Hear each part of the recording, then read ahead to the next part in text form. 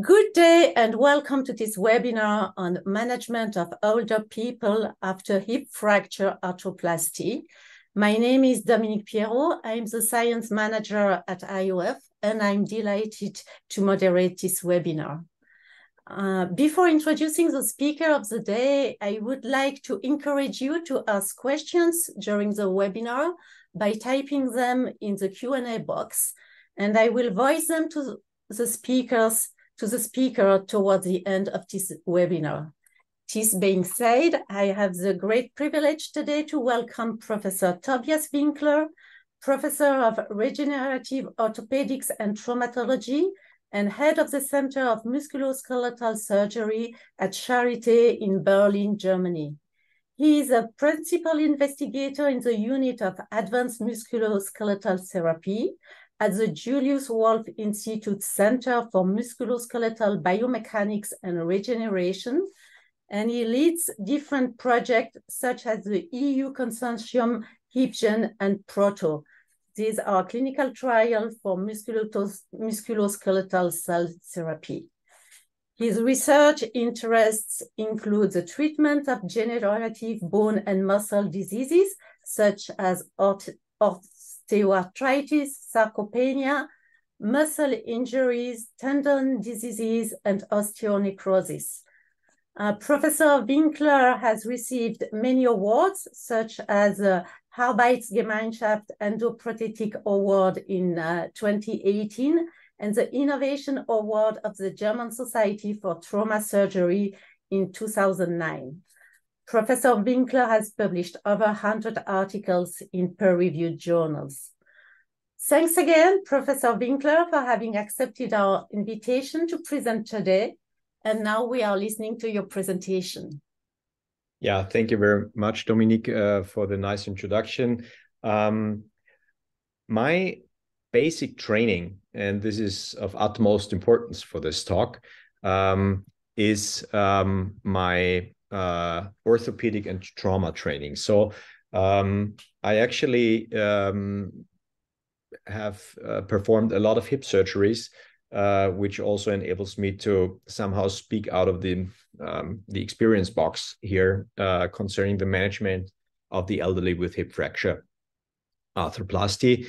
What I will do is I will present in short what is hip fracture, which different types of hip fractures exist of these injuries, and whom do they concern, what are the problems with it, and then I'll jump into the second part of the talk, which is the HipGen project and the approach of improving patient mobility and muscle strength with a new cell therapy.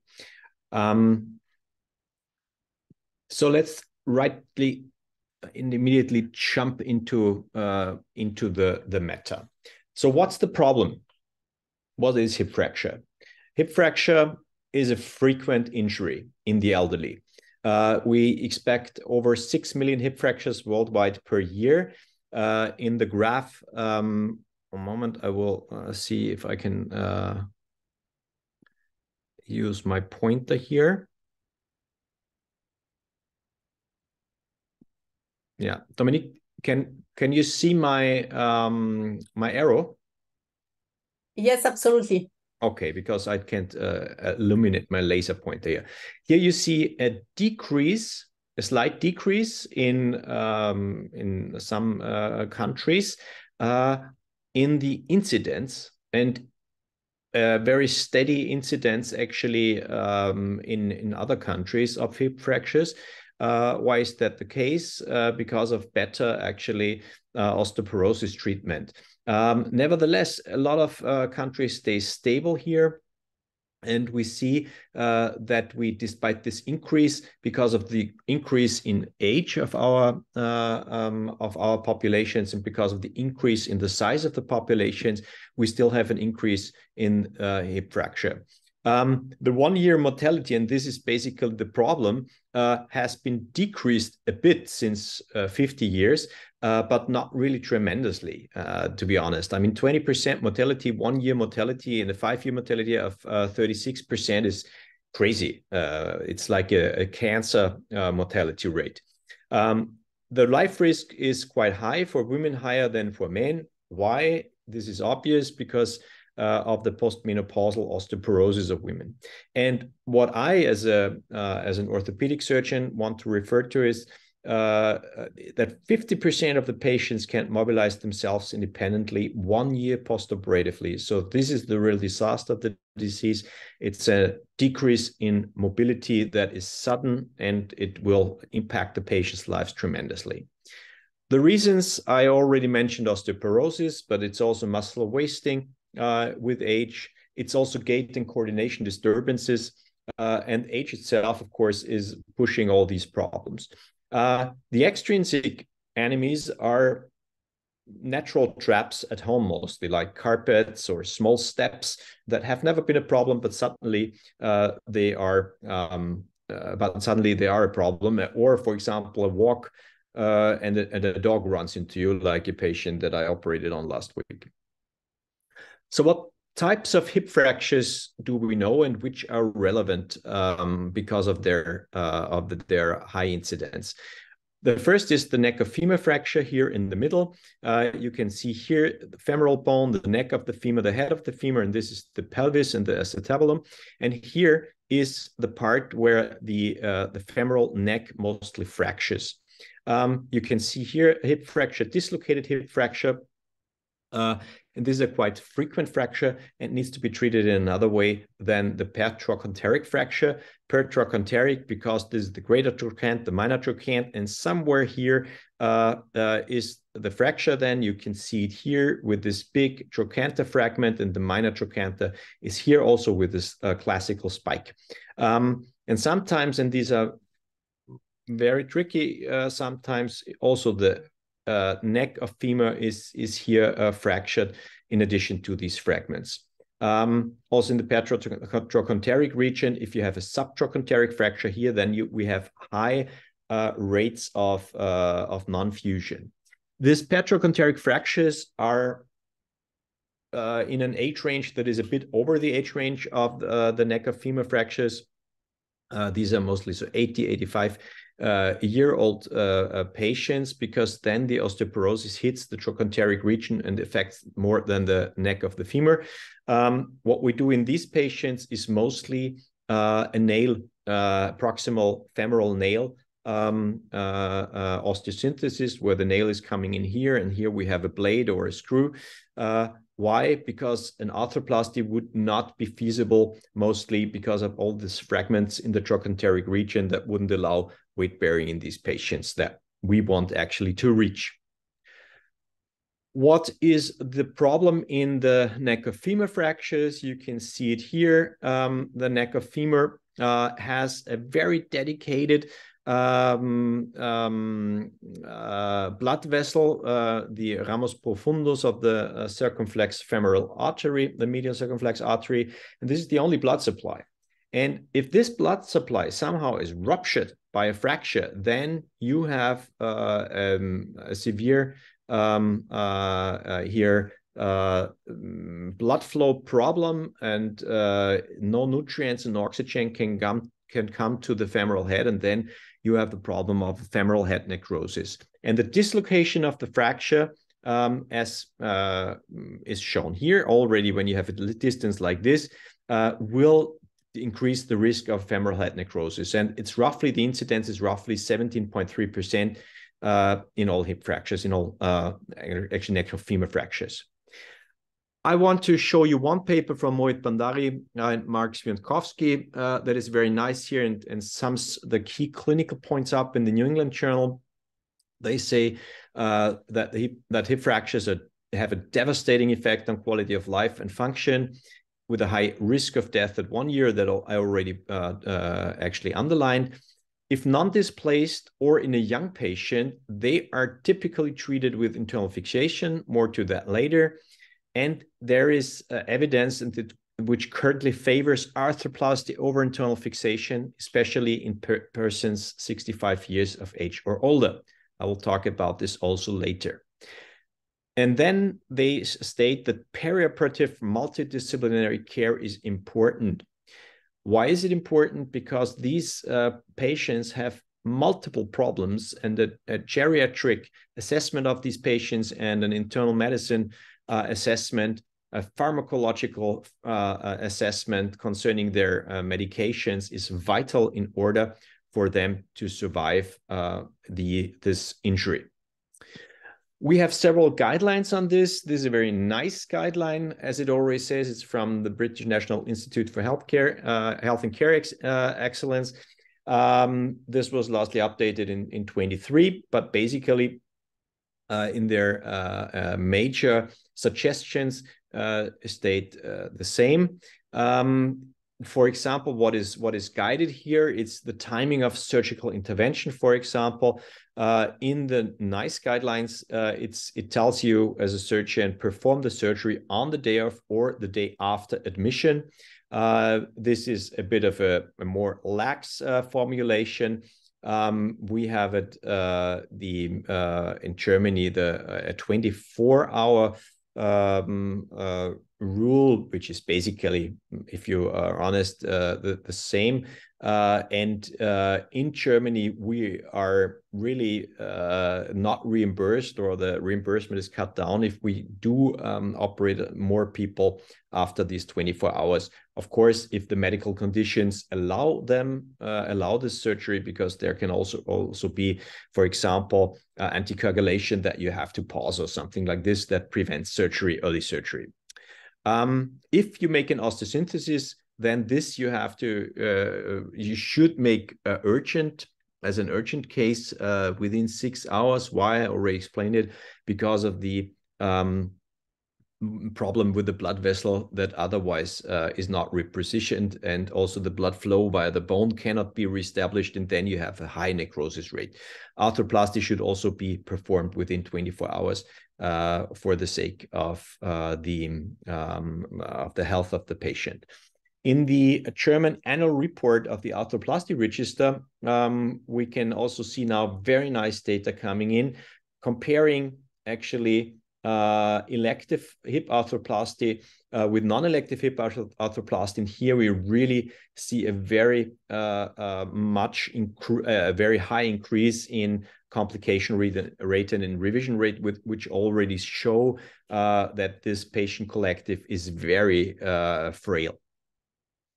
The question of, do we have to operate on these patients, is quite well answered in the literature, actually. Here is a systematic review that shows that if you do not operate on hip fracture patients, then you have a higher mortality and also a higher rate of complications. That is so tremendous in a difference that you almost would say that non-operative care really has been marginalized in this indication. And if you look at the problems, the cause of death, pneumonia, that's an immobilization problem that these patients run into when you treat them conservatively. Here, another review that shows the union rates and the avascular necrosis rates of undisplaced femoral neck fractures, surgically and conservatively treated.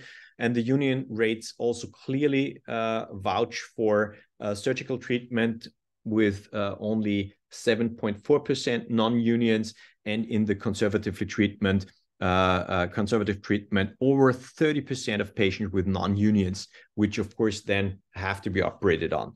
The avascular necrosis rate also was higher in the conservatively treated group, although that was not only a trend here. So let's talk a bit about the arthroplasty options that we have. For the neck of femur fracture that can be seen here on the right side, that can be easily distinguished also for non-surgeons probably. There are basically, let's say, 4 options. The first 2 are hemi arthroplasty versus total arthroplasty. In a hemi arthroplasty, here you see a stem. Here you see a head where a small head, like here on the right side, this pink one, is inserted. And then you create actually a big head that is bipolar. So it will move around this axis. It's high dislocation secure, and you do not have to replace the cup. In a total arthroplasty, you have to use a cup like this. You have to ream the acetabulum or show it on the side of the fracture, and then you implant this cup via a press fit action here. You put in here an inlay. You can do this with a larger cup here, or with an inlay and a smaller head inside here. And this would be then a total arthroplasty where also the cup is replaced. Then you have the option to use cement or to use cementless implant, as it is depicted here on the right side. These cementless implants are mostly coated with hydroxyapatite, for example, to improve their ingrowth into the bone. I will also refer to that later. If you look at some guidelines here, the one German guideline, for example, that is already 8 years old, you have to ask yourself sometimes the question if to guideline or not to guideline. Here, there is a clear algorithm. If it's impacted and non-dislocated, they talk about a prophylactic osteosynthesis and functional rehabilitation, so early rehabilitation.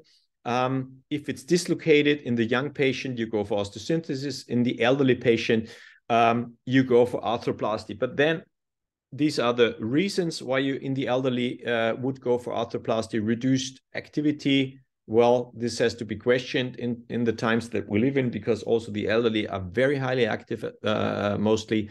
Osteoporosis, I talked about it. The fracture is older, hip arthritis, and not a good reduction is achievable.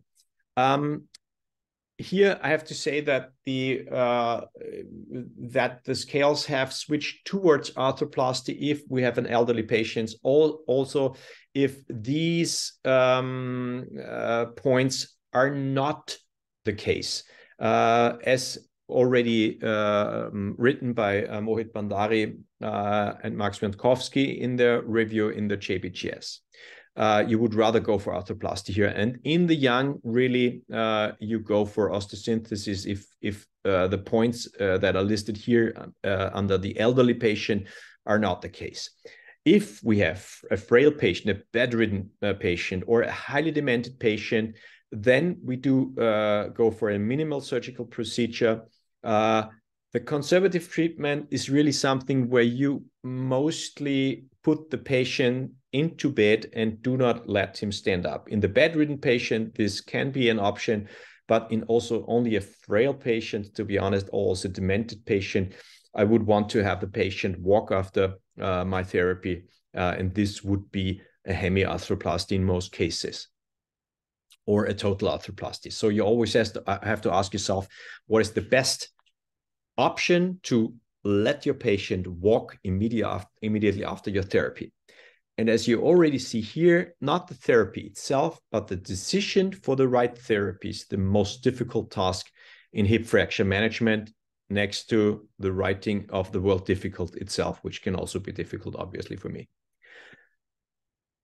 So when do I use Hemi versus a total arthroplasty? Please remember, the hemiarthroplasty only implants a stem with a big head and leaves the acetabulum as it is. The total arthroplasty also replaces the acetabulum and uses a cup.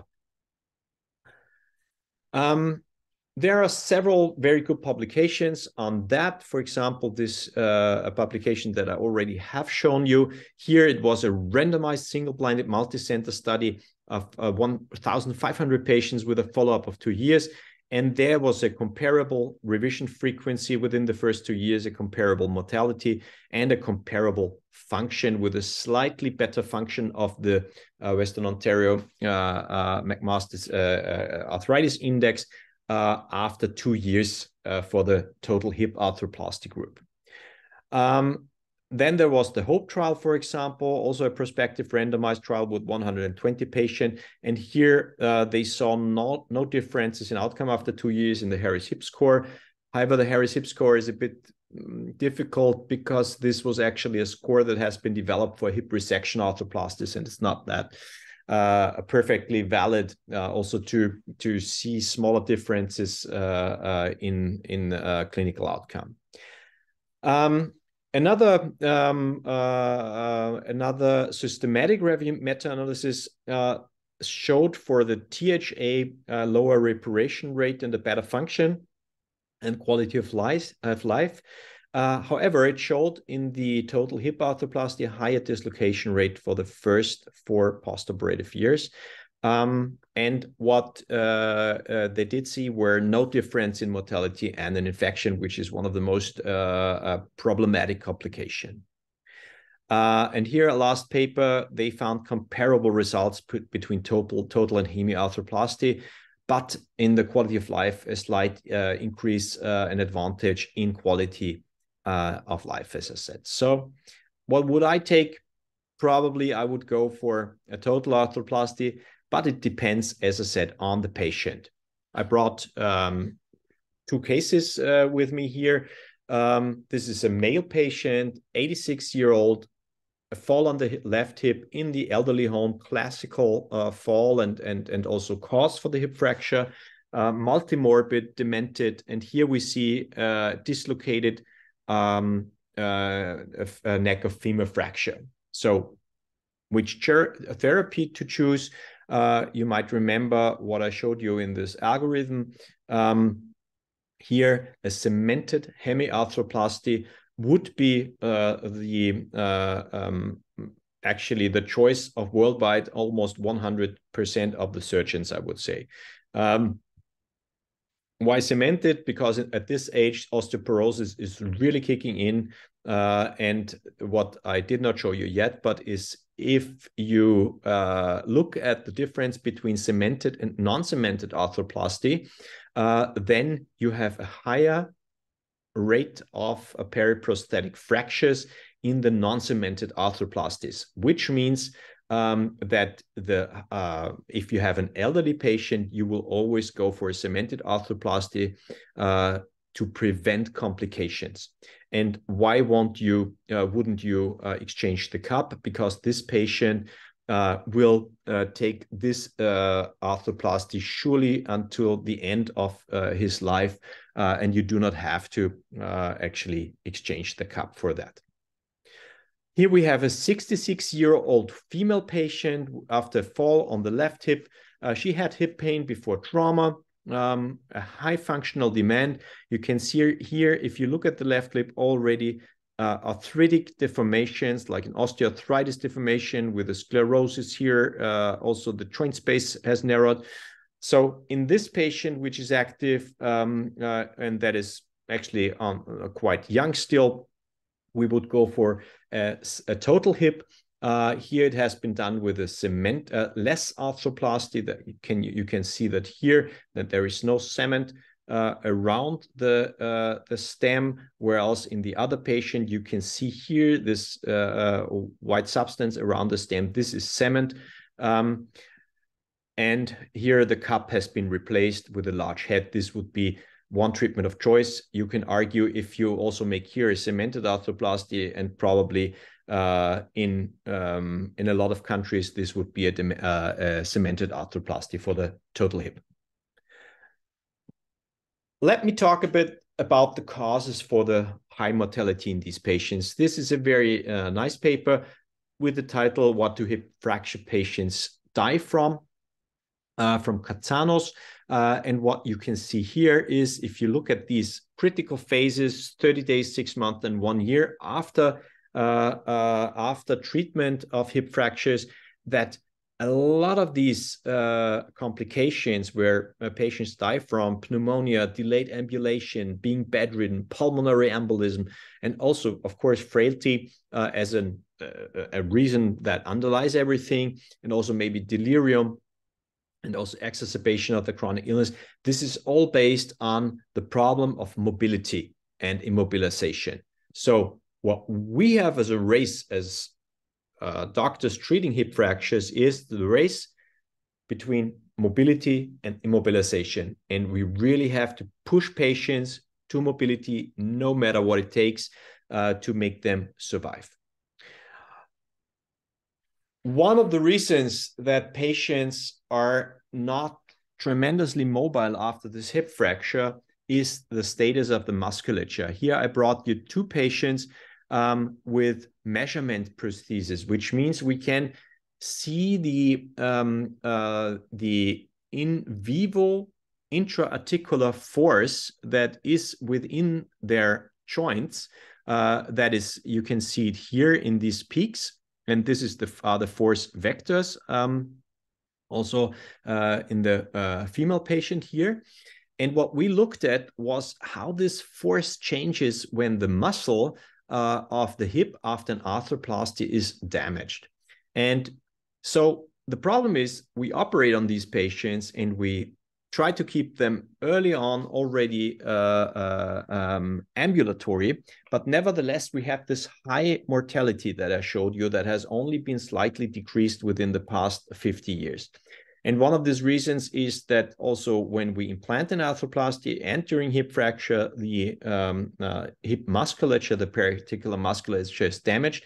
And if this musculature is damaged, like in this lady here, we do not only have a problem of the gait that is shown here, which is a limping and not a symmetric gait, but we also have the problem that the joint contact force increases by almost 4 times of the body weight. What we did very early on is actually we tested a model of an autologous mesenchymal stromal cell a transplantation here in the soleus muscle in a preclinical animal model. And what we saw was that the more cells we transplanted, the more force, this is this y-axis we got. And this we saw actually if we transplanted it immediately after trauma, or if we transplanted it 1 week after trauma, and also if we transplanted it in male animals or female animals. And these were bone marrow derived mesenchymal stromal cells, then told us, okay, this is a very good therapy, actually an immunomodulatory therapy that will increase muscle force in these patients.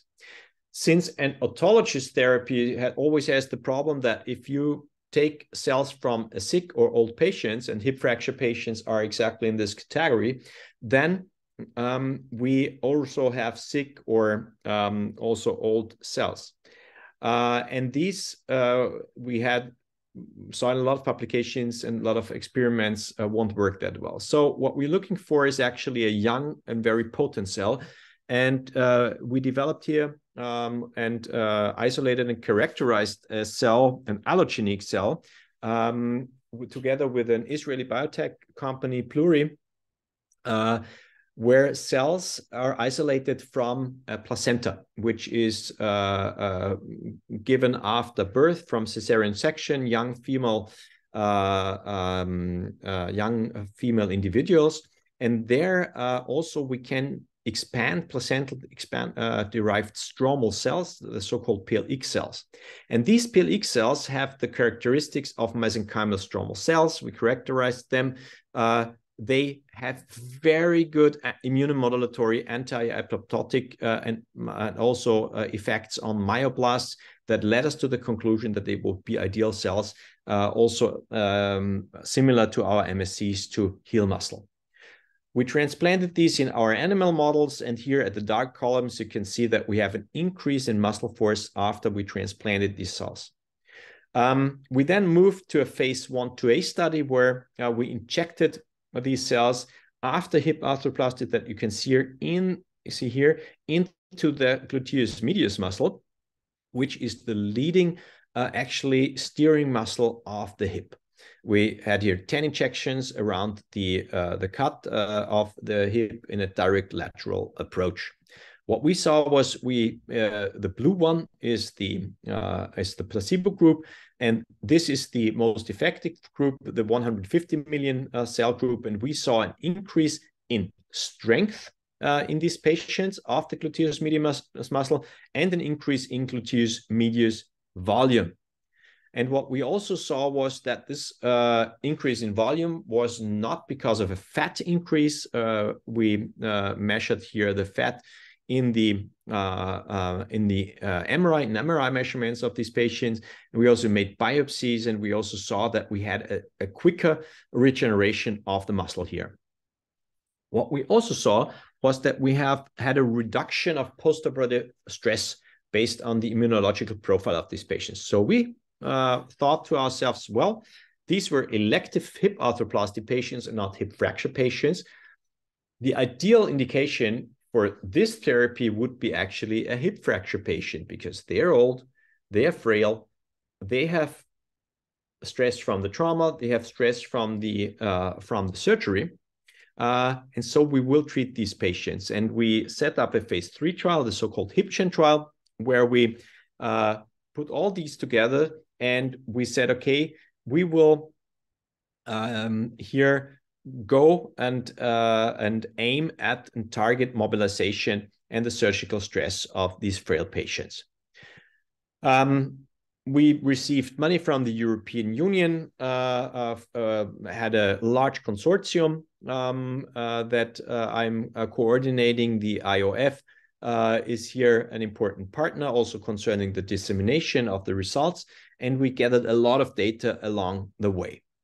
The study design was 240 patients that either received the total hip arthroplasty or Hemi arthroplasty via lateral approach. And after this, during the surgery, received the PLX cells or placebo into the gluteus medius muscle. We had a very complex primary endpoint, the short physical performance battery, where the patient needs to stand and balance in 3 different ways, needs to walk, and we measure the gait velocity, and we have a sit to stand time of 5 times standing up. Why this complex test? Because in a phase 3 trial, you have to prove something, how the patient feels, survive, or functions, and this was something that the regulatory bodies would have accepted. The secondary endpoints was, of course, the primary endpoint of the phase 1/2 study, the hip abduction strength, and then we looked at different other outcome parameters that we correlated with the muscle force. What we did, of course, was also a lot of studies that were accompanying biomarker studies here. So we looked at immune biomarkers in our patients. This was the work of Professor Volk and his group in Berlin. This is only a glimpse into this data. What we saw is actually that we had a faster recovery at day 5 of the immune paralysis that the patients had by the surgery. And we also saw that some anti-inflammatory parameters were higher in our placental-derived cell-treated patients, also at day 5. So early on, what we wanted to address with the immunological stress. Then we had the group of Ornella Parolini and Sven Geisler in Brescia and Rome and Berlin, and they looked at the mechanism of action of our cell therapy. And what they could see was a better differentiation and fusion of myoblasts taken from our HipGen patient by the placental-derived cells. And also, we could see that the PLX cells restored the differentiation capacities of skeletal myoblasts. So all actually ideal patterns of a cell therapy to improve muscle function. We also looked at the combined effects of immune cells and PLX cells, the placental cells, on the cell function of human skeletal muscle myoblasts from HipGen patients, and we saw that the PLX cells had improved function of skeletal myoblasts after the treatment. What we also did was we looked at instrumented insole measurements here from the group of Sonja Alves and Georg Duda in Berlin and of Alison Agres. They developed an app together with these insoles of the firma Novell that enabled us to measure a patient's gait and analyze the symmetry of gait. And Sonja published very nicely concerning this symmetry because this is a very good indicator if there is a balanced walk or a non-balanced walk. And if you have a muscle trauma, then you tend to a non-balanced walk and need a long time to recap. again your balance here. We had this worldwide on-site data collection. We had sites in the US, UK, Denmark, Israel, also Bulgaria, and we gathered this data here at the Charité and analyzed it. Well, I don't have to tell you a lot about the pandemic. We had some issues with it, of course, because our study was exactly within this this period of time, and we always had problems. And when you see a flattening here of our recruitment curve, that was always when a wave hit us. And we had, of course, to manage this with home visits, for example. This was a lot of work, but we managed recruitment here, which is very nice. But what we saw in the end when we analyzed our data, and that was very disappointing, is that our primary endpoint, the short physical performance battery, was not met. And we also did not see any reflection in the patient-reported outcome measurement of the lower extremity measurement. And so despite the safety of the PLX therapy, we thought, wow, okay, after all these years, were we so wrong in all our data that we gathered?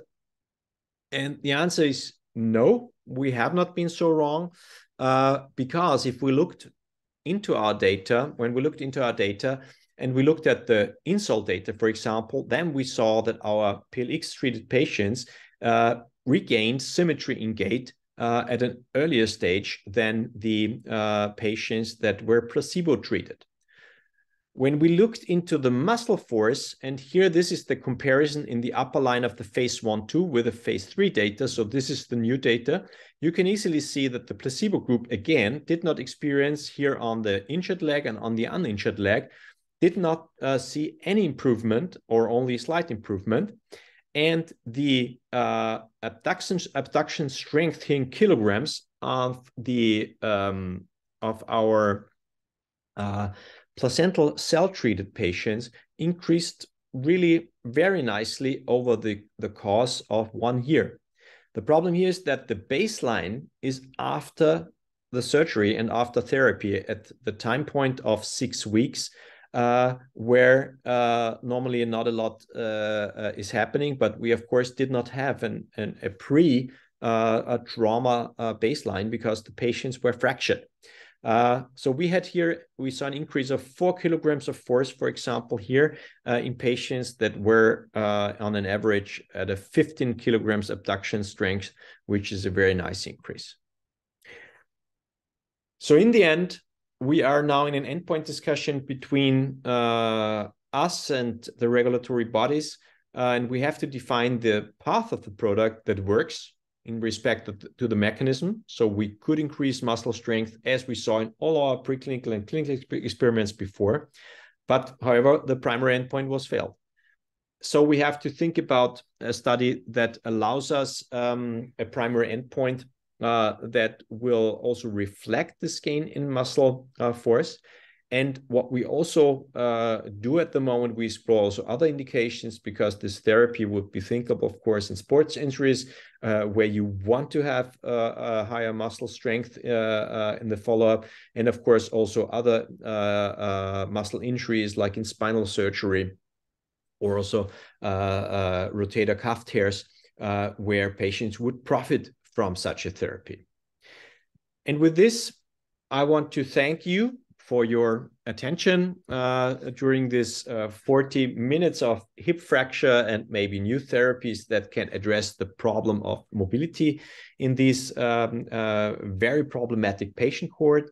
And I also want to thank the European Union, of course, for the support of our grant of our study here. Without the European Union, these studies would not be possible for an academic center like the Charité, where I am at. And you still need funding, of course, from other partners, and this is why they're all depicted here. You can look at the home pages here, also at the homepage of the ATIO Alliance that is depicted here, which is an alliance for advanced therapies in musculoskeletal conditions that we raised in the last years in order to improve advanced therapies worldwide. And we have an international endeavor here to really be able to get this going and to have these promising therapies on the market and in our patients. And with that, I thank you very much for your attention. And I will now lead to the Q&A section that Dominique Perrault is leading. Thank you very much. Thank you very much, Professor Winkler, for this great presentation of research data. This is not usual in our Bonecast webinar, but this was very interesting. And to see the clinical use you are doing in patients with a fracture. I'm sure it was greatly appreciated by our audience. And now I would like to move on to the Q&A. Maybe I will start with this first question, while I really encourage people to type their question in the Q&A box. So first question, was it challenging to find patients who were open to becoming, patient for this regenerative therapy? What did you do to assure them of the benefits? Yeah, it's a very good question. And we actually, in the beginning, we thought, wow, it will be quite challenging to include patients because of that. And I was calculating quite modestly and said, well, if 1 out of 5 or even 1 out of 8 is saying yes, we're happy. But the point was that almost everybody wanted to participate. So we only had a few patients that were quite reluctant because of the therapy itself. You have to know that in these studies, they have to be explained and to sign a very long, actually, patient information informed consent. And these frail patients, of course, they are in a very difficult position because they just fractured their hips. They come into the hospital, they see a lot of doctors, and they have a lot of therapeutic diagnostic measures, and it's a real stress. And to what we really try to is to find a quiet and good atmosphere and to really explain what this means. And only when the patients, we excluded demented patients or not oriented patients, of course, but if these patients really grasped the meaning and looked at also the good safety data that we had, they were all fond of the therapy. And also the basis of this is, of course, the safety data that has been gathered in other trials, not only in musculoskeletal trials from this cell type also. That made it easier. Thank you. Another maybe kind of a global question. So for you, what have been the key learnings from this phase 3 study? Really, like. I have a personal learning and I have a general learning, I would say. So the personal learning is that you cannot, so that the tools that we have to measure success and to measure patient outcome are sometimes not perfect. I already said this in a study when I presented a review and another study before, where I said that the Harris hip score, for example, it's a very renowned hip score, has actually been validated for patients with a girdlestone arthroplasty, which means a hip resection arthroplasty, which is not at all reflecting our modern hip arthroplasty patients that can actually walk quite well normally. And you have to have very sensitive measures like the insoles that I showed you that actually allow you to see how a patient really functions. Because this is what the FDA and the EMER, the European agency, demands. Only stating here the American and the European, but it's the same worldwide, I would say. And the general takeaway for me was that advanced therapies have a great future.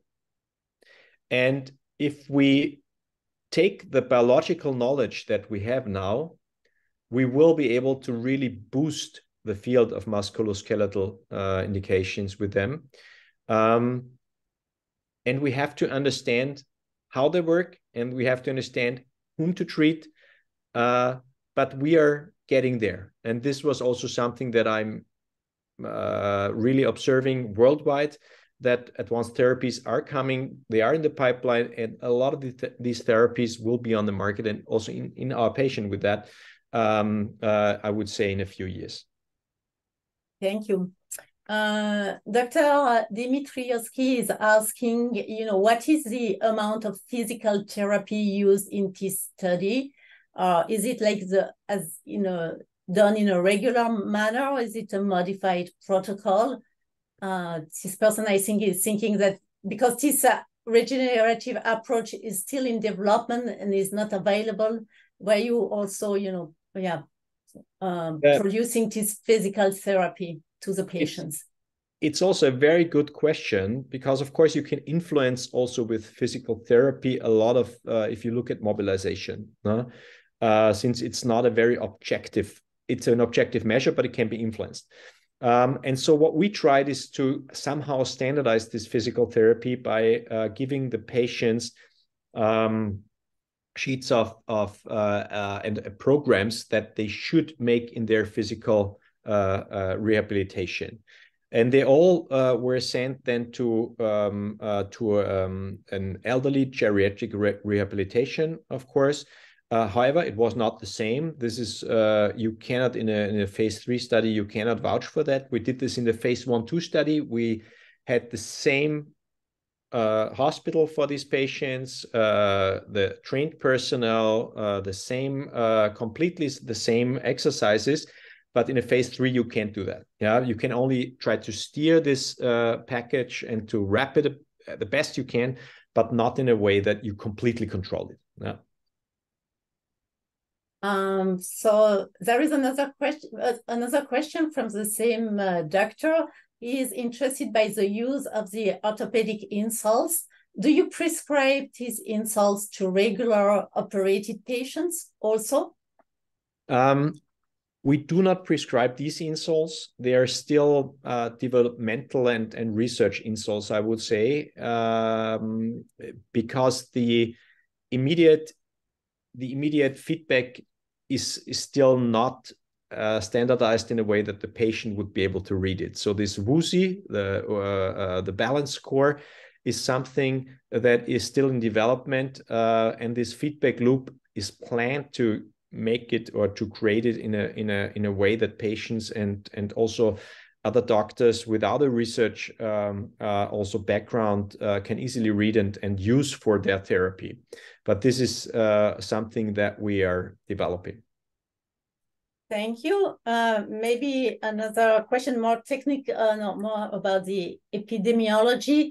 Maybe you already answered it a bit, but somebody is asking, are the mortality rates of patients with hip fracture the same, whether they are treated with arthroplasty or with internal fixation? Yeah, this is a good question also. Basically,